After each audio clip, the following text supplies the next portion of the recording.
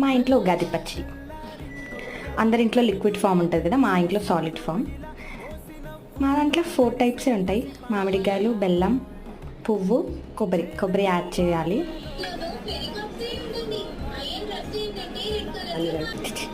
ఇది మా ఉగాది పచ్చడి. మేము 4 టైప్సే ఉంటాయి. సర్లేండి, ఉప్పు కారం కూడా వేసుకుందాం అనుకుంటున్నాం. పువ్వు ఎక్కువ రాని, ఎంత చేదు తింటే మన హెల్త్కి అంత మంచిది. ఉగాది పచ్చడి.